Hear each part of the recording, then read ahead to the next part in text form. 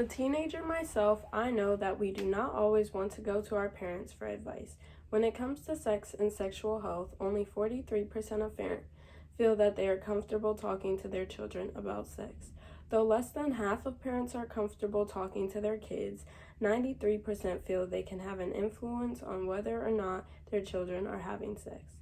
Looking at these basic statistics, it is easy to ask the question, how do we expect children to be comfortable coming to their parents about serious issues when their parents themselves are not comfortable?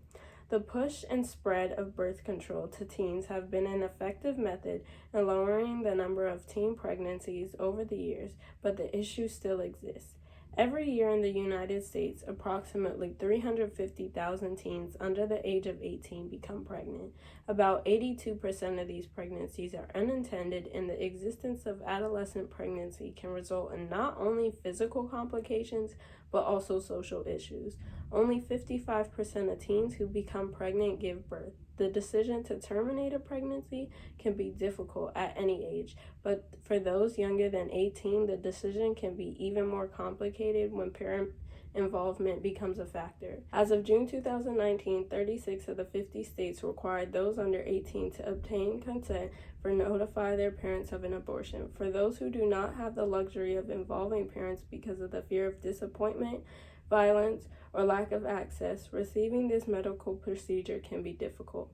Parental consent and notification laws can lead to issues like an increase in unsafe or illegal abortions and travel to neighboring states to receive an abortion. In order to keep young girls safe and protected, the laws requiring their parents' notification or consent should be unconstitutional, and girls should be able to make the decision on whether or not to involve their parents on their own. Mandating the involvement of parents in teen abortion decisions can result in a higher percentage of unsafe or illegal abortions, also known as back alley abortions, mean girls receive abortions from inexperienced people in unsanitary environments. Try things such as pills, alcohol, and physical methods to try and terminate their pregnancy. The president of the National Abortion and Reproductive Rights Action League stated, "You cannot legislate how a family communicates. The desire of teenagers to maintain secrecy around sexual matters is so strong that they will often go to great lengths to protect those secrets. Some may argue that laws do not allow these girls to go to court to bypass the need for parental consent, but this option is not one for many girls in this position. The process takes a lot of money that most likely they do not have, and also a long time, which may cause them to be ineligible to receive an abortion or make it a more risky procedure. Abortions are very safe, safer than childbirth, when done correctly and within a specific time frame, but later abortions entail more medical risks and more difficult to obtain because they are expensive and fewer doctors perform them." Following the enactment of Missouri's parental consent law, the proportion of second trimester abortions among minors increased by 17%. This can be seen in other states with these types of laws and puts a greater amount of minors in this unsafe position. The law sees teens' ability to consent to many procedures related to their health on their own. No state requires a woman to obtain parental consent for prenatal care and delivery service. No state requires parents to be notified of their daughter's positive pregnancy test, and all but 5 allow a minor to place her child for adoption without parental involvement. All states allow adolescents to consent to treatment for STDs.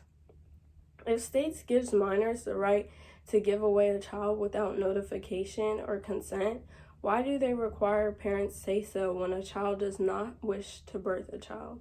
In New York, no notification or consent from a parent is required to receive an abortion. So in surrounding states such as Pennsylvania and Massachusetts, one parent is required. This pattern is similar in other areas around the country and allows for minors in states that require consent to travel to neighboring states to receive care. In these states, the laws of certain states do not matter when a girl is determined to receive a procedure. It is likely that she will commit to traveling in order to not involve her parents. 30% of minors who did not involve their parents feared violence or being forced to leave their homes. A statement said, legislation mandating parental involvement does not achieve the intended benefit of promoting family communication, but does increase the risk of harm to the adolescent by delaying access to appropriate medical care. Minors should not be compelled to required to involve their parents in their decisions to obtain abortions, although they should be encouraged to discuss their options with their parents and other responsible adults. Though 1 in 10 minors have experienced sexual violence, only 15 of the 37 states with parental involvement laws have exceptions for minors who are victims. Minors who have been abused by their parents or family members should not be required to disclose this information and their desire to receive an abortion. Just as people could coerce minors into getting an abortion, they could keep them from getting one. Laws make it very hard for minors in abusive and unsafe environments to get the care that they deserve. Needing parental consent can prolong the time before an abortion is performed and lead to deadly complications. Notification laws do not guarantee that a child will involve their parents if their relationship is not strong. The laws have led to an increase in minors traveling to other states to obtain the procedure and for states that require parental consent. For when making laws, minors' rights should be consistent across the board. Laws do not require parents to be notified if their child becomes pregnant, nor do they require parents' permission for a child to give up their baby for adoption. If the law sees minors as responsible enough to make the choice to have and raise a child, they should also be allowed to make the decision to not have a child on their own. Not only should minors' rights be protected, but their safety should as well. Minors who do not have the luxury of safely involving their parents should not be required to, and the option to go to court is not an adequate solution. Those who do not have money or resources to go into court put them in a difficult situation. When it comes to a female's body and reproductive rights at any age, the decision should solely be in the hands of the person whose body it is. Thank you.